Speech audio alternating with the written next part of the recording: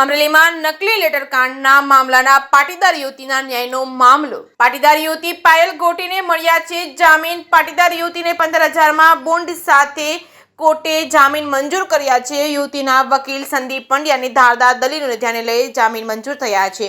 યુવતીને જેલ મુક્ત થતા પરિવારજનોમાં ખુશીનો માહોલ જોવા મળ્યો છે। દીકરીના પરિવારજનો અમરેલી જિલ્લા જેલ ખાતે દીકરીને તેડવા પહોંચ્યા હતા। ત્યાં દીકરી જેલમાંથી બહાર આવી પરિવારજનોને ભેટી ભાવુક દ્રશ્ય સર્જાયા હતા। પાટીદાર સમાજની દીકરી પાયલ ગોટી પરિવાર સાથે પોતાનું ગામ વિઠ્ઠલપુર ખંભાળિયા પહોંચી હતી। બોડી સંખ્યામાં ગામના લોકોએ વાતે ગાતે દીકરીના સામૈયા કરી ભવ્ય સ્વાગત કર્યું હતું।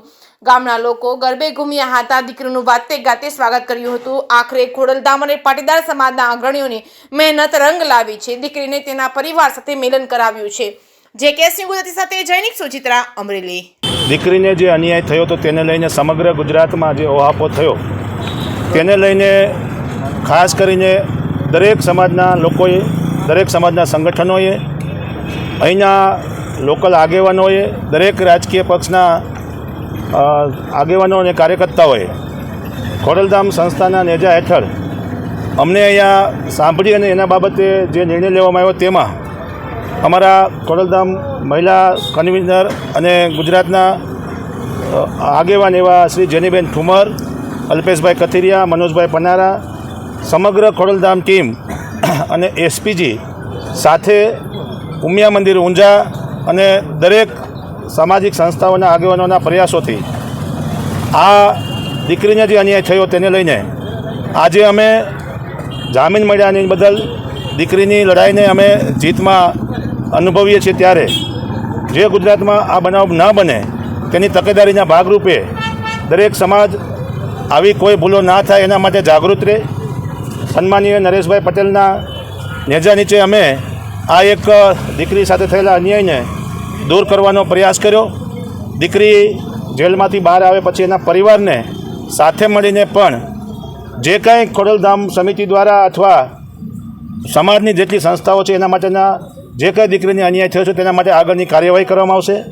જો દીકરી કંઈ પણ જાતના વેદનામાંથી પાસ થઈ છે ત્યાં અને એની સાથે કોઈ બીજા પણ અનબનાવો બન્યા છે તો દીકરીના નિવેદન પછી એના પરિવારની ઈચ્છા મુજબ સંસ્થા અને સમાજ હંમેશા હાથે રહેશે।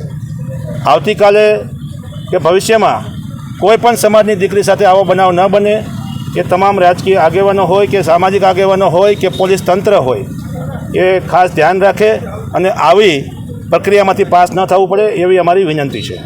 સવારથી અમે બધા કોર્ટમાં હતા, લીગલ પ્રોસિડિંગ ઉપર નજર રાખેલી હતી અને અત્યારે પાયલબેનના જામીન મંજૂર થયા છે અને પાયલબેનને હવે જેલ મુક્ત થાય એ માટે કોર્ટનું વોરંટ એટલે કે બીડું દેશી ભાષામાં એ ટૂંક સમયમાં આવશે। એટલે જેલની પ્રોસેસ પૂરી કરી અને આજ સાંજ સુધીમાં પાયલબેન બહાર આવશે। એ વાતની બહુ જ ખુશી છે, પણ ખુશી સાથે દુઃખ પણ છે। પાયલબેન જેલ મુક્ત થશે એ એમનો અધિકાર જ છે, નિર્દોષ હતા, છૂટવાનો એમનો હક હતો।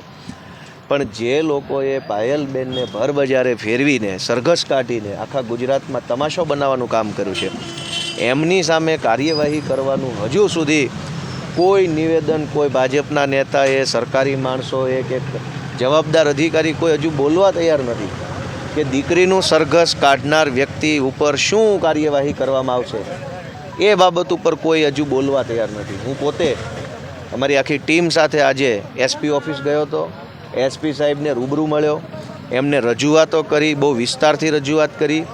સાહેબે પોતે પણ સ્વીકાર્યું કે આ અયોગ્ય છે, ખોટું છે, આ ન થવું જોઈએ એવું એમણે સ્વીકાર્યું મારી હાજરીમાં।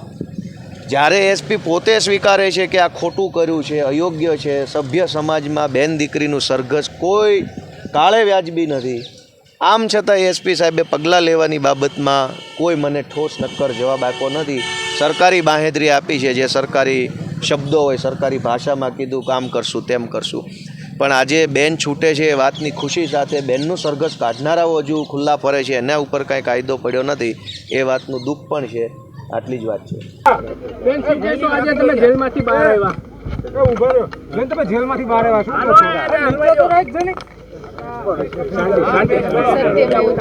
સત્યમેવ જયતે।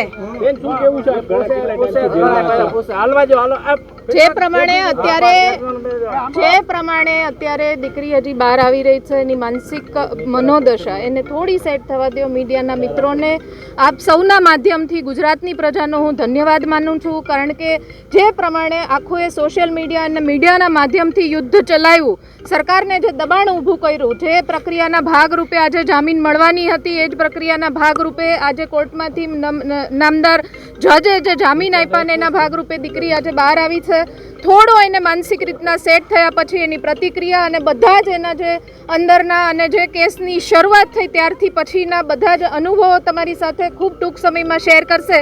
પણ ત્યાં સુધી આપ સૌનો મીડિયાનો ખૂબ હૃદયપૂર્વકનો ધન્યવાદ માનું છું. સત્યમેવ જયતે.